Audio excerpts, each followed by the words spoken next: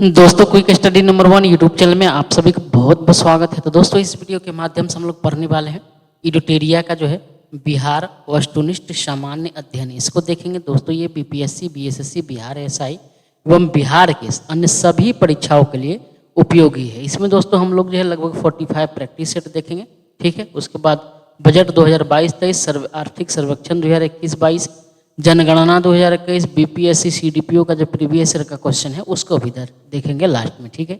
इसमें दोस्तों हम लोग प्रैक्टिस सेट के अनुसार करेंगे, ठीक है। 45 प्रैक्टिस सेट हमने बोला है, तो आपको आज हम देखेंगे पहला प्रैक्टिस सेट, ठीक है। बेहद ही महत्वपूर्ण है आपके बिहार के सभी एग्जाम के लिए। तो हर एक सेट में जो है हम आपको 50 क्वेश्चन देखने को मिलेंगे, ठीक है। तो लगभग 2500 क्वेश्चन आपका कंप्लीट हो रहा है। यानी बिहार के किसी भी एग्जाम को अगर आप देख रहे हैं जिसमें बिहार से रिलेटेड क्वेश्चन पूछा जाएगा, तो इससे बाहर आपको मुश्किल है कि क्वेश्चन देखने को मिलेगा।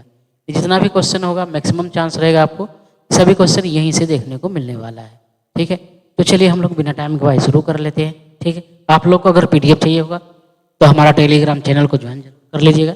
वहाँ से आप लोग को जो है पीडीएफ मिल जाएगा।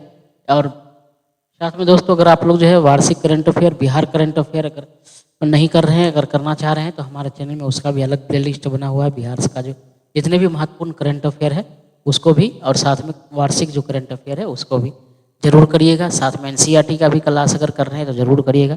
तो चलिए हम लोग शुरू कर लेते हैं पहला क्वेश्चन। तो हमारा पहला क्वेश्चन कह रहा है कि बिहार के किस भाग से सर्वप्रथम पुरापाषाण कालीन औजार प्राप्त हुए। बिहार के किस भाग से कह रहा है सर्वप्रथम पुरापाषाण कालीन औजार प्राप्त हुए हैं। तो कहाँ से हुए हैं प्राप्त सबसे पहले दोस्तों?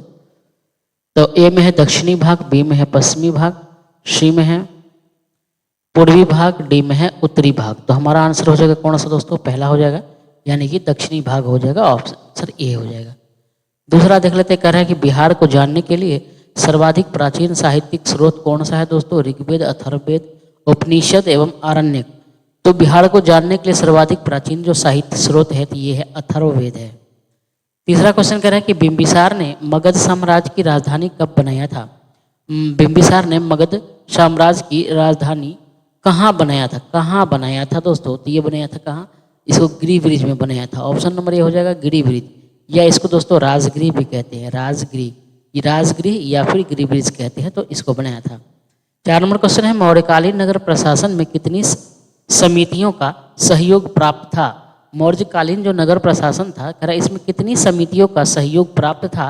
तो दोस्तों इसमें जो है कुल 6 समितियों का जो है सहयोग प्राप्त था। ऑप्शन बी हो जाएगा। 5 नंबर क्वेश्चन कह रहा है कि तृतीय बौद्ध संगीति का आयोजन कहाँ किया गया था? दोस्तों तीसरा जो बौद्ध संगीति है उसका आयोजन कहाँ किया गया था? पाटलिपुत्र में किया गया। ऑप्शन सी हो जाएगा। फर्स्ट अगर की बात करें दोस्तों कहाँ किया गया था? तो राजगीर में। और सेकेंड किया गया था कहाँ पर दोस्तों? वैशाली में। और तीसरा यानी कि थर्ड किया गया था कहाँ पर? पाटलिपुत्र में। और चौथा किया गया था, फोर्थ कहाँ पर किया गया था दोस्तों? तो ये कुंडलवन कश्मीर में किया गया था। तो क्रम याद रखिएगा। 6 नंबर क्वेश्चन देखते हैं, कह रहा है प्रसिद्ध सूफी संत मखदूम शरफुद्दीन याहया मनेरी की दरगाह कहाँ पर स्थित है? तो दोस्तों प्रसिद्ध सूफी संत है मखदूम शरफुद्दीन याहया मनेरी, इसका दरगाह कहाँ? अपने बिहार के बिहार शरीफ में। ऑप्शन नंबर ए हो जाएगा, बिहार शरीफ में इनका दरगाह है। 7 नंबर क्वेश्चन कह रहा है कि तुगलक काल के समय में बिहार की राजधानी कहाँ पर थी? दोस्तों तुगलक जो काल था उस टाइम पे जो बिहार की राजधानी कहाँ थी? बिहार शरीफ थी। ऑप्शन बी हो जाएगा बिहार शरीफ। 8 नंबर क्वेश्चन कह रहा है कि मिथिला के कर्नाट वंश के शासकों की राजधानी कहाँ थी? तो मिथिला के जो कर्नाट वंश शासक थे उनकी राजधानी थी कहाँ दोस्तों? इनकी राजधानी थी यहाँ, ये सिमरावगढ़ थी। ऑप्शन नंबर ए हो जाएगा कहाँ? सिमरावगढ़।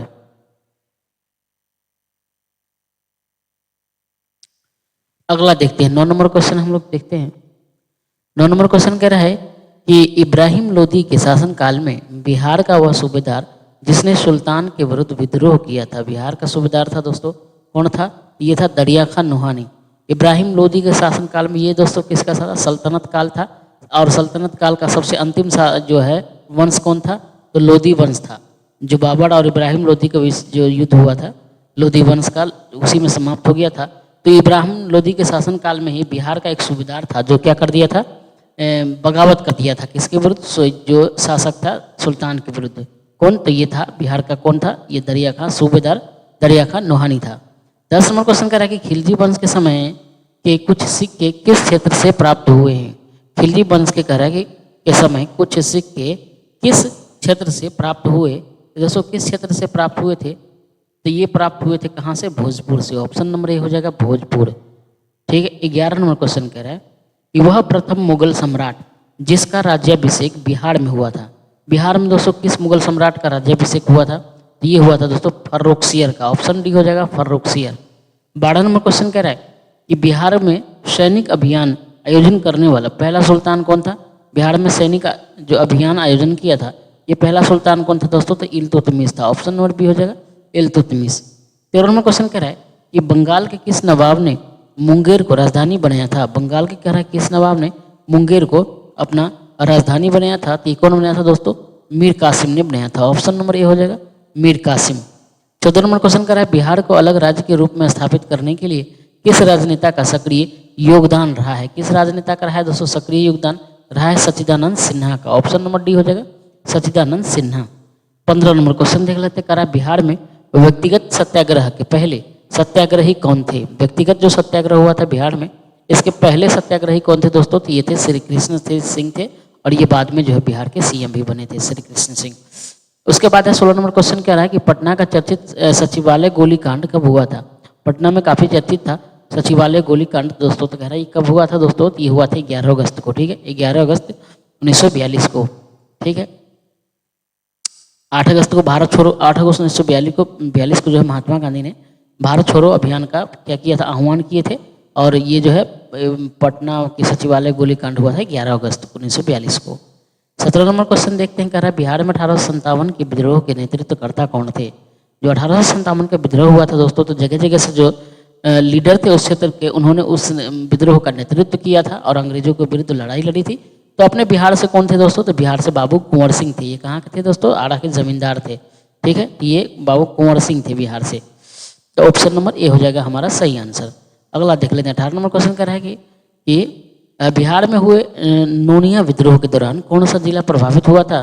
तो बिहार में दोस्तों नोनिया विद्रोह काफी फेमस रहा था उस टाइम पे। इससे कह रहा है प्रभावित जिला कौन सा था दोस्तों। ठीक है, तो प्रभावित जिला कौन था, तो पहला तो सारण था ही, सारण था। उसके बाद कौन था दोस्तों, वैशाली था। उसके बाद चंपारण नहीं था। उसके बाद कौन था, पूर्णिया था। तो सारण, वैशाली और पूर्णिया जो नोनिया विद्रोह हुआ था दोस्तों, उससे बिहार के ये जिला जो है काफी प्रभावित था। तो हमारा ऑप्शन कौन हो जाएगा, 1, 2, 4 यानी कि सी हो जाएगा सही आंसर। 19 नंबर क्वेश्चन कह रहा है कि असहयोग आंदोलन के दौरान हुए नशाबंदी आंदोलन में बिहार का कौन सा क्षेत्र प्रभावित हुआ था। असहयोग आंदोलन के दौरान जो है दोस्तों बिहार में नशाबंदी आंदोलन भी हुआ था। तो इससे कह रहा है प्रभावित क्षेत्र कौन कौन सा था।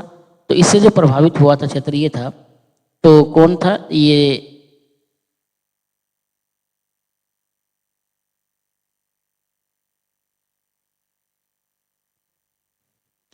उससे था ये था शाहबाद था, पटना था, गया था। ठीक है, तो ये तीनों जो है प्रभावित था। तो हमारा ऑप्शन कौन हो जाएगा, ई हो जाएगा, यानी उपयुक्त में से एक से अधिक। शाहबाद, गया और पटना तीनों प्रभावित था। 20 नंबर क्वेश्चन कर रहा है बिहार में किसान आंदोलन को प्रसारित करने में महत्वपूर्ण योगदान दिया था। किसने दिया था दोस्तों, ये दिया था सच्चिदानंद से, जो है स्वामी सच्चिदानंद ने दिया था, राहुल सांकृत्यायन ने दिया था, कार्यानंद ने दिया था, और यदुनंदन शर्मा में भी दिया था। तो हमारा ऑप्शन कौन हो जाएगा, ई हो जाएगा, यानी एक से अधिक व्यक्तियों ने दिया था।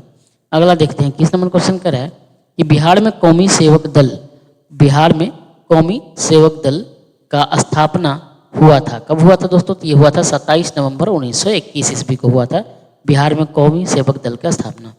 22 नंबर क्वेश्चन कर रहा है मध्यकालीन बिहार में अंतर्राष्ट्रीय व्यापार का मुख्य केंद्र था। जो मध्यकालीन बिहार था उसमें अंतर्राष्ट्रीय यानी दूसरे देश से व्यापार करने का मुख्य जो केंद्र था वो कौन सा था दोस्तों, महत्वपूर्ण है। तो ये था कौन, पटना और भागलपुर था, मुख्य केंद्र था व्यापार अंतर्राष्ट्रीय यानी इंटरनेशनल व्यापार के लिए, इंटरनेशनल ट्रेड के लिए मुख्य केंद्र कौन था, पटना था और भागलपुर था। अगला क्वेश्चन कह रहा है 23 नंबर कि बिहार पहुंचने वाले प्रथम यूरोपीय व्यापारी कौन थे। बिहार पहुंचने वाला प्रथम यूरोपीय की बात कर रहा है दोस्तों, तो यूरोपीय कौन थे, महत्वपूर्ण है। तो ये थे पुर्तगाली थे। सबसे पहले पुर्तगाली आया था कब, 1498 को आए थे। कहाँ आए थे दोस्तों, तो ये कालीकट पहुंचे थे सबसे पहले 1498 में। कौन, पुर्तगाली। अगला देख लेते हैं 24 नंबर क्वेश्चन कर रहा है कि बिहार में होम रूल आंदोलन के अध्यक्ष थे। तो दोस्तों होम रूल लीग के जो अध्यक्ष बिहार की बात करें तो कौन थे, मौलाना मजहरुल हक थे। ऑप्शन नंबर ए हो जाएगा मजहरुल हक। 25 नंबर क्वेश्चन है कि देशेर कथा यानी देश की बात, इसके लेखक कौन थे? देशेर कथा यानी देश की बात, इसके लेखक की बात करें दोस्तों कौन थे? ये सखाराम गणेश देउस्कर थे। सखाराम गणेश देउस्कर। ऑप्शन सी हो जाएगा। 26 नंबर क्वेश्चन कह रहा है कि बिहार प्रांत का गठन कब किया गया था? दोस्तों बिहार प्रांत की गठन जो है 22 मार्च 1912 ईस्वी को किया गया था। इसलिए हम लोग जो है 22 मार्च को ही क्या मनाते हैं दोस्तों? बिहार दिवस के रूप में मनाते हैं 22 मार्च को। तो बिहार प्रांत का गठन 22 मार्च 1912 को किया गया था। अगला है 27 नंबर क्वेश्चन कह रहा है कि भारतीय संविधान के किस अनुच्छेद के अंतर्गत राज्यपाल द्वारा मुख्यमंत्री की नियुक्ति की जाती है? भारतीय संविधान के किस अनुच्छेद के अंतर्गत राज्यपाल के द्वारा मुख्यमंत्री की नियुक्ति की जाती है? ये दोस्तों किस अनुच्छेद के तहत? अनुच्छेद 164 के तहत। ऑप्शन सी हो जाएगा अनुच्छेद 164। 28 क्वेश्चन देख लेते हैं। कह रहा है राज्य का वास्तविक प्रधान निम्न में से कौन होता है? तो दोस्तों अगर राज्य का वास्तविक प्रधान देखें तो होता है कौन? होता है मुख्यमंत्री होता है। ऑप्शन नंबर बी हो जाएगा हमारा, राज्य का वास्तविक प्रधान मुख्यमंत्री होता है। 29 नंबर क्वेश्चन कह रहा है कि पंचायती राज्य संस्थानों में महिलाओं को 50% आरक्षण देने वाला भारत का पहला राज्य कौन है? पंचायती राज संस्थानों में महिला को 50% आरक्षण दे दिया था और ऐसा करने वाला ये जो है भारत का पहला राज्य बन गया था। तो कौन बन गया था दोस्तों? ये बन गया था अपना बिहार। ऑप्शन नंबर डी हो जाएगा हमारा सही आंसर, बिहार। 30 नंबर क्वेश्चन है बिहार विधानसभा में अनारक्षित सीटों की संख्या कितनी है?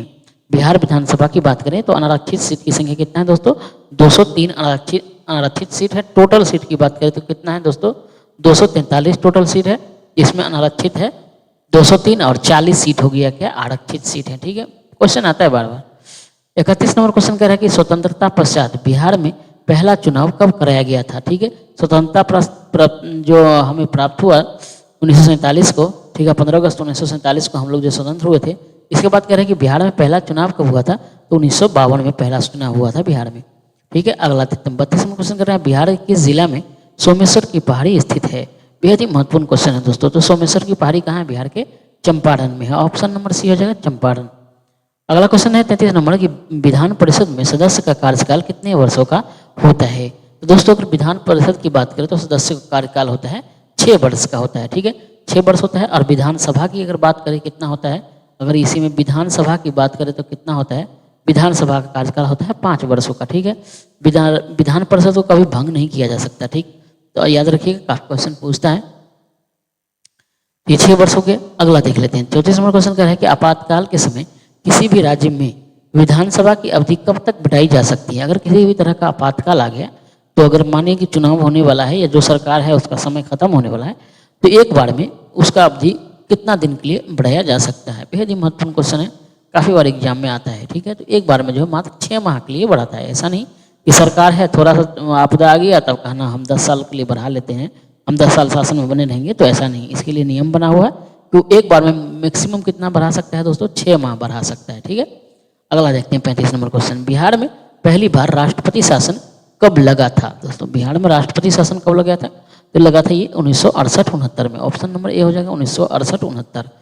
36 नंबर क्वेश्चन कह रहा है कि 2011 की जनगणना के अनुसार बिहार की ग्रामीण तथा शहरी जनसंख्या का प्रतिशत क्रमशः क्या है? 2011 में जनगणना हुआ था उसके अनुसार शहर में कितने लोग रहते हैं और गांव में कितने लोग रहते हैं? ये दोस्तों 88.7% लोग रहते हैं कहाँ? ग्रामीण क्षेत्र में। और 11.3% मात्र लोग रहते हैं कहाँ दोस्तों? शहरी क्षेत्र में। ये जनगणना किस अनुसार है? 2011 के अनुसार है।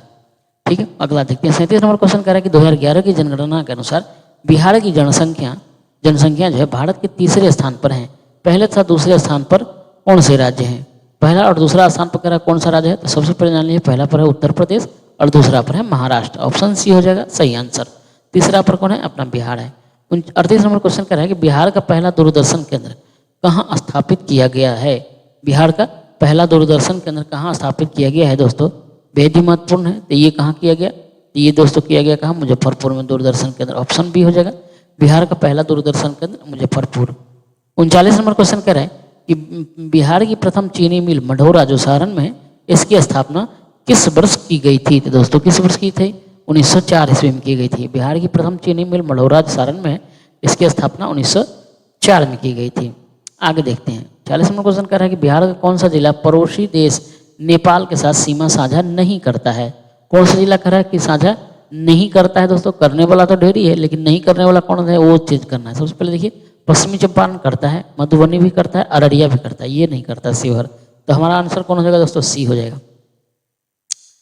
41 नंबर क्वेश्चन कह रहा है कि बिहार के किस क्षेत्र में धारवाड़ चट्टान पाए जाते हैं? धारवाड़ चट्टान बिहार के क्षेत्र में कहाँ है? दक्षिण और पूर्व में। दक्षिण पूर्व में है दोस्तों। बिहार का जो नक्शा देख लेते हैं, दक्षिण पूर्व जो ये वाला क्षेत्र है यहाँ पर पाया जाता है। कौन सा? तो ये धारवाड़ की चट्टानें पाया जाता है, दक्षिण पूर्व। अगला है 42 नंबर क्वेश्चन, गंगा के मैदानी क्षेत्र की पुरानी कछारी मिट्टी निम्न में से किस नाम से जानी जाती है? ठीक है, गंगा के मैदानी क्षेत्र में जो पुरानी कछारी मिट्टी है उसको किस नाम जाना जाता है? उसको दोस्तों बांगर कहा जाता है। ठीक है, बांगर कहा जाता है। अगर इसमें पूछ देता कि नया जो मिट्टी है उसको क्या कहा जाता है? नया जो न्यू वाला मिट्टी जो है उसको कहा जाता है दोस्तों खादर। ठीक है, और जो पुरानी जरूर मिट्टी है उसको बांगर कहा जाता है। तो हमारा आंसर कौन हो जाएगा? ए हो जाएगा। 43 नंबर क्वेश्चन है कि समुद्र तल से बिहार की औसत ऊंचाई कितने मीटर है? समुद्र तल से अगर दोस्तों बात करें बिहार की औसत ऊंचाई की तो कितना है? 53 मीटर है, यानी 53 मीटर है। 54 नंबर क्वेश्चन कह रहा है कि बिहार राज्य की भू आकृति निम्न में से सामान्यतः किस प्रकार की है? बिहार राज्य की भू आकृति की बात करें दोस्तों कैसा है? ये है आयताकार है दोस्तों। कैसा है? आयताकार। आयताकार ऐसा होता है, आयताकार। ठीक है, तो आयताकार है बिहार की भू आकृति। अगला है 45 नंबर क्वेश्चन, कोपेन के अनुसार उत्तरी बिहार की जलवायु को किस प्रकार विभाजित किया गया है? दोस्तों ये क्वेश्चन जो है बीपीएससी में सर पूछा गया है 69वें बीपीएससी में। ठीक है, कोपेन के अनुसार उत्तरी बिहार की जलवायु किस प्रकार विभाजित किया गया है? तो ये जो है AG CAW और CWG और उसके बाद है CW। तो ये कौन हो जाएगा? CWG। ऑप्शन नंबर सी हो जाएगा हमारा आंसर, CWG। 46 नंबर क्वेश्चन कर रहे हैं कि बिहार का अधिकांश भाग निम्न में से किस प्रकार की मिट्टी से आच्छादित है? बिहार का जो अधिकांश भाग है किस प्रकार की मिट्टी से आच्छादित है? तो दोस्तों कछारी मिट्टी है। ऑप्शन नंबर ए हो जाएगा कछारी मिट्टी। 47 नंबर क्वेश्चन कह रहा है कि बिहार के कितने प्रमंडलों से होकर गंगा नदी प्रवाहित होती है? बिहार के कितने प्रमंडल से दोस्तों गंगा नदी प्रवाहित होती है? तो कुल 7 प्रमंडल से जो है वो गंगा नदी प्रवाहित होती है बिहार के। ठीक है, महत्वपूर्ण क्वेश्चन ही याद रखिएगा। बिहार के 7 प्रमंडलों से गंगा नदी बहती है। अगला है 48 नंबर, ककोलक जलप्रपात बिहार के किस जिला में स्थित है? बहुत ही महत्वपूर्ण क्वेश्चन है दोस्तों, बार बार पूछा जाता है बिहार से रिलेटेड जितना भी एग्जाम है। ककोलक जलप्रपात कह रहा है कि बिहार के किस जिला में स्थित है? ये दोस्तों कहाँ है? नवादा में है। ऑप्शन नंबर डी हो जाएगा नवादा। 49 नंबर क्वेश्चन कह रहा है कि निम्न में से कौन सा जलकुंड राजगीर में स्थित नहीं है? याद रखिएगा दोस्तों, बहुत सारे लोग जो है आधा क्वेश्चन पढ़ते हैं, कौन सा जलकुंड राजगीर में स्थित नहीं वाला नहीं पढ़ते हैं और फट से जाकर आंसर मार देते हैं। ठीक है, तो मखदूम कुंड ये है। ठीक है, सूर्य कुंड है, गोमुख कुंड है और लक्ष्मण कुंड राजगीर में नहीं है। ये कहाँ है दोस्तों? ये मुंगेर में है। कहाँ है? मुंगेर में। तो मैं कई बार देख चुका हूँ, मेरा खुद का गलती हो चुका है इस तरह से कि जब भी क्वेश्चन एग्जाम में पढ़े पूरा क्वेश्चन को पढ़े। तो जलकुंड राजगीर में स्थित नहीं है पूछ रहा है। लास्ट वाला हम लोग बोलते हैं कि एकदम पूरा ओवर कॉन्फिडेंस के चक्कर में फट से मार देते हैं, ये है मखदूम कुंड, ऑप्शन ए में है, मार कर निकल लिया आगे। तो ऐसे में गलती हो जाता है। ठीक है, तो पूरा क्वेश्चन पढ़ने का प्रयास करिएगा। और नहीं है बोल रहा है तो मुंगेर में है ये लक्ष्मण कुंड, बाद बाकी मखदूम कुंड, सूर्य कुंड और गोमुख कुंड कहाँ है? ये राजगीर में है। अगला देख लेते हैं 50 नंबर क्वेश्चन कि बिहार के जिला को मक्का का घर कहा जाता है? दोस्तों बेहद महत्वपूर्ण क्वेश्चन है। मक्का का घर बिहार के किस जिला को कहा जाता है दोस्तों? तो अपना बेगूसराय। ऑप्शन नंबर सी हो गया, बेगूसराय को कहा जाता है। तो दोस्तों आज के लिए इतना ही है। आप लोग को वीडियो कैसा लगा? अगर वीडियो आप लोग का अच्छा लगा, मेहनत मेरा लग रहा है कि आप लोग के थोड़ा काम का है, तो थोड़ा एक बार वीडियो को लाइक कर दीजिएगा। चैनल पर पहले आ रहे हैं तो एक बार सब्सक्राइब कर अपने दोस्तों में सभी लोगों के बाद शेयर जरूर कर दीजिएगा। PDF के लिए हमारा वीडियो डिस्क्रिप्शन में टेलीग्राम का लिंक दिया हुआ है, टेलीग्राम ज्वाइन कर लीजिए। वहाँ से आप लोग को PDF मिल जाएगा, चाहे करंट अफेयर हो, बिहार करंट अफेयर हो, वार्षिक वाला करंट अफेयर हो या फिर NCERT का सार संग्रह हो। ये सभी क्लास दोस्तों चल रहे हैं। ठीक है, क्योंकि अभी आप लोग को काफ़ी सारा एग्जाम बिहार से रिलेटेड देखने को मिलने वाला है। तो एक बार आप लोग जो है जोर शोर से अच्छे से लग जाइए और इस बार सफल जरूर होइए। तो दोस्तों आज के लिए इतना ही। नेक्स्ट जो है अगला सेकंड चैप्टर जो इसका प्रैक्टिस सेट लेकर आएंगे। तो आज के लिए इतना ही। धन्यवाद।